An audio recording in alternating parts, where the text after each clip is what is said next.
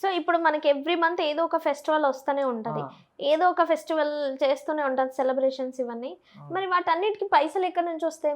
మీరు కండవాలు కప్పుకుంటారు, ధూమ్ ధామ్ హల్చల్ చేస్తారు, డీజే డప్పులు పెడతారు. అది నాకు ఇన్వైట్ ఇదంతా ఎట్లా? చేస్తారు. హ్మ్. నాకు ఇన్వైట్ చేశారు కాబట్టి నేను ఎవరిని హ్మ్. తక్కువ అంచనా వేయొద్దు. మనం అందరితోని కలిసి ఉండాలి. వాళ్ళతోని మనతోని వాళ్ళ దగ్గర మనం పోవాలి, మన దగ్గరికి వాళ్ళు రావాలని చెప్పి నేను పోతా అందరి దగ్గరికి. హ్మ్. మరి ఇప్పుడు ఈ రియల్ ఎస్టేట్ సెటిల్మెంట్లు ఎలా జరుగుతున్నాయి? నార్మలే చిన్న చిన్నయే. నేను ఎక్కువ పెద్దగా పోను. హ్మ్. ఎంతలో ఉండాలో అంతలోనే ఉంటా. ఓకే. మీకేమైనా అంటే ప్రాపర్టీస్ ఆస్తులు ఉన్నాయా వెనకాల బాగా ఏమైనా? మాకేం లేదు. హ్మ్. ఊర్లుంది అదొక్కటి ఉంది. చాలా అంతే. ఏ ఊర్లో అది? మన నారాయణఖేడ్ అని చెప్పి ఉంటది. ఓకే. ఆ. అటు సైడ్. ఇక్కడ ఓన్ హౌస్ ఏం లేదా? ఇక్కడ లేదు. ఇల్లు కట్టిరని విన్నా నేనేదో. ఇల్లు కట్టలే. కట్టలేదా? 10 మంది 10 మాటలు చెప్తారు. ఇల్లు కడితే ఇట్లా ఉంటారా నేను? ఎందుకుంటారు? మంచిగా అప్పుడు నాన్న చేసేది, అప్పుడు తాత చేసేది, అప్పుడు వాళ్ళు చేసి సంపాదించినాలే కదా. వాళ్ళు చేసి ఏం పెట్టలేరు. ఆ. ఇప్పుడు ప్రజెంట్ నేను పెట్టానని చెప్పి నన్ను మొత్తం ఆపిచ్చేసిర్రు. హ్మ్. మేము చేయలేమురా భయ్, నువ్వన్నా చేసి నువ్వన్నా పెట్టా అని చెప్పి. హ్మ్. నా కొడుకులు గిట్ట నా గురించి ఇట్లా చెప్పుకోవద్దు. హ్మ్. మా డాడీ కట్టిండ్రా భయ్ అని చెప్పి చెప్పుకోవాలి. చెప్పుకోవాలి. అంటే అప్పుడు నాన్న వాళ్ళు ఇక్కడ ఇట్లాంటివన్నీ వాళ్ళ చేసినప్పుడు డబ్బులు పోగొట్టారా? లేదంటే తీసుకొచ్చారా? వాళ్ళది ఎట్లుంటుండే అంటే ₹1,00,000 సంపాదించిన 2 లక్షలు ఖర్చు పెడుతుండే. హ్మ్. అట్లుండే. అప్పుడు ఎంతమంది ఉండే నాన్న వాళ్ళ కింద అలాగా?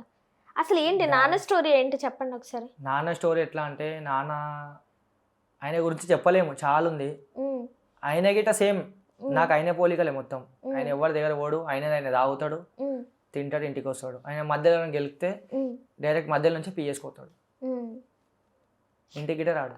అదే నాన్న అంటే ఎన్ని సంవత్సరాలు ఇలాంటి సెటిల్మెంట్లలో కానీ ఇట్లాంటి చేసిండు ఒక 10 ఇష్యూస్లలో? ఇయర్స్.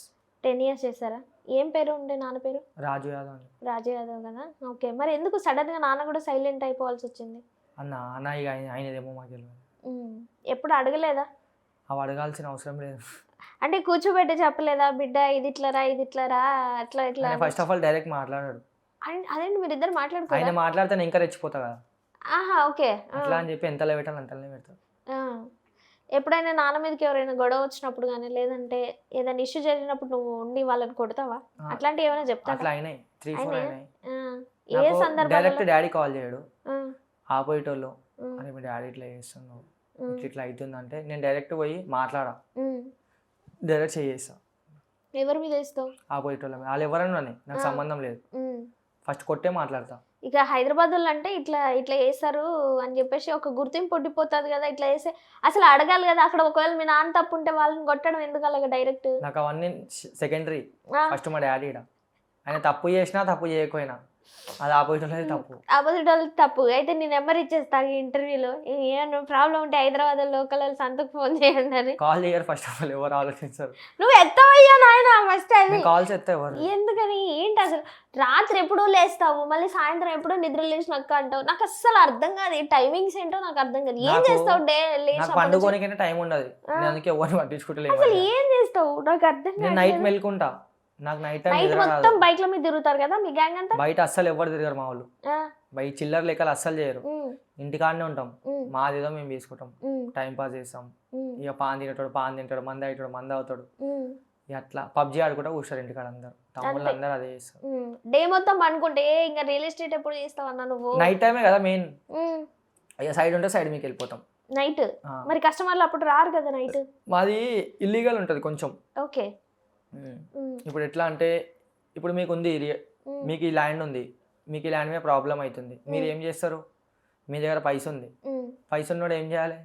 దమ్మున్నోని కొనుక్కోవాలి. ఓకే. అట్లా మనల్ని కొనుక్కుంటే మేము వాళ్ళతో మాట్లాడతాం. ఓకే. సెటిల్ చేశారా ఇట్లా? చాలా. అట్లా ఇట్లా అయితే చాలానే వస్తుంది కదా. డైరెక్ట్ గా చెయ్యా, అన్న వాళ్ళు చేస్తారు, నన్ను పంపిస్తారు అంతేనా? కొట్టేస్తావా? ఏం చేస్తావు? చాకులు పెట్టి బెదిరించి వస్తావా? చాకులీకులు అంతా. మరి నువ్వు దొంగవి. లాస్ట్ టైం అసలు నీ గురించి అంతా తెలుసుకున్నప్పుడు ఏం ఓపెన్ అసలు ఏం చెప్పవు, చేసే రచ్చ మాత్రం ఇంత ఉంటుంది. ఎందుకు సైలెంట్గా ఉంటావు? మీ అన్న వాళ్ళు ఏమైనా చెప్పొద్దంటారా ఇంటర్వ్యూలలో ఇవన్నీ? నాకు అవన్నీ ఏం చెప్తారు. ఫస్ట్ ఆఫ్ ఆల్ ఇంటర్వ్యూలకి నువ్వు ఓకురా నాయనా అంటారు నాకు.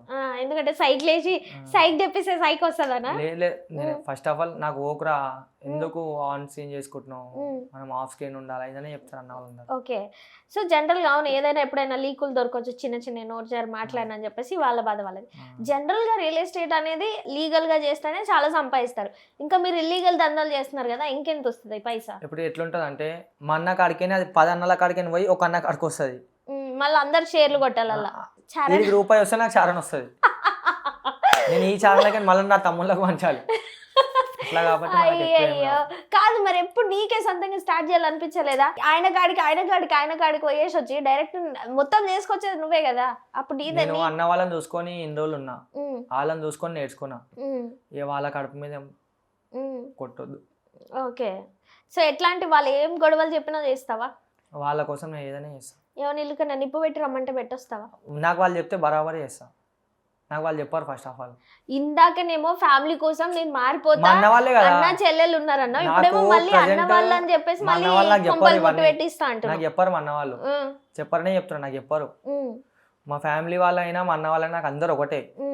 నా ఫ్యామిలీ ఇదంతా, నేను ఎవరిని బయట లాగా చూడ, నా ఫ్యామిలీ పర్సన్ లాగానే చూస్తా, అది ఎవరు వచ్చినా సరే. సో అట్లా అని చెప్పేసి ఏం చెప్పినా చేస్తావు.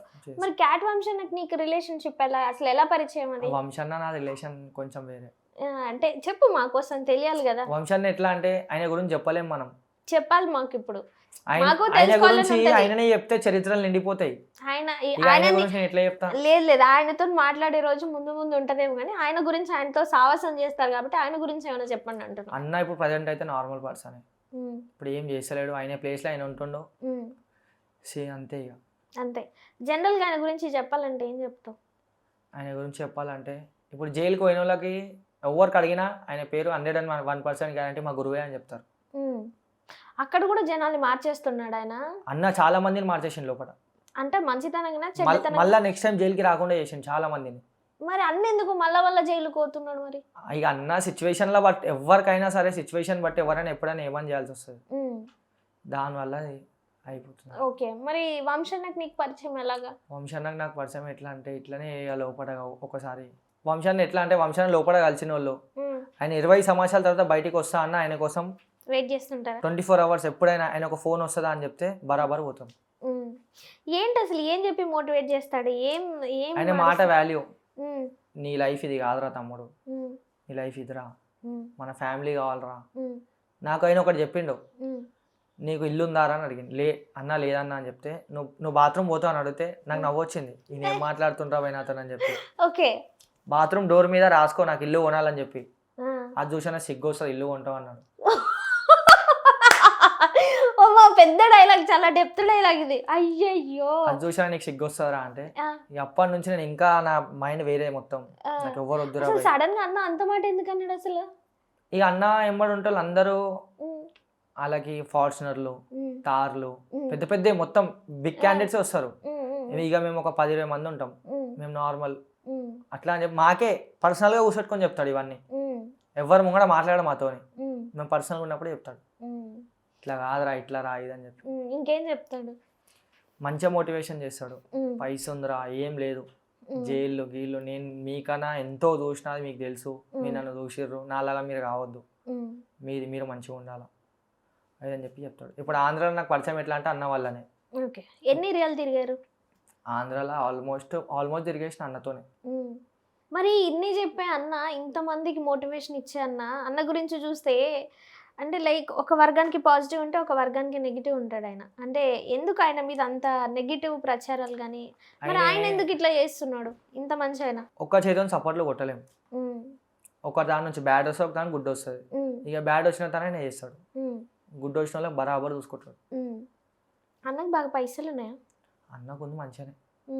అయినా కానీ జైల్లో ఉంటున్నాడు కదా, ఫ్యామిలీ నుంచి పెట్టి ఏం ఫీల్ అవ్వడా ఎప్పుడు కూడా? ఆయన ఫీలింగ్ ఆయనకు ఉంటుంది, ఏదో ఆయన గిట సిచ్యువేషన్లో మా లాంటి తమ్ముళ్ళ కోసం చేసిండు ఆయన గిట. ఆయన ఏమైనా పర్సనల్గా ఏం చేయలేడు, తమ్ముళ్ళ గురించి అన్నల గురించి చేసిండు ఆయన గిట మాలాగా. సో అందుకు పర్సనల్గా ఏం లేవు. అప్పుడు జైల్లో ఎన్ని రోజులు కలిసిన్నారు ఇద్దరు? అన్నతో ఒక 3-4 days ఏమో ఉన్నాను. 3-4 days? ఎవరైనా కలవడానికి వచ్చేవాళ్ళు అన్నని? పెద్ద పెద్ద విఐపీ వాళ్ళు, మంచి చాలా మంది వస్తారు, కానీ ఆయన ఫస్ట్ ఆఫ్ ఆల్ ఎవరిని కలవడు. ఓకే.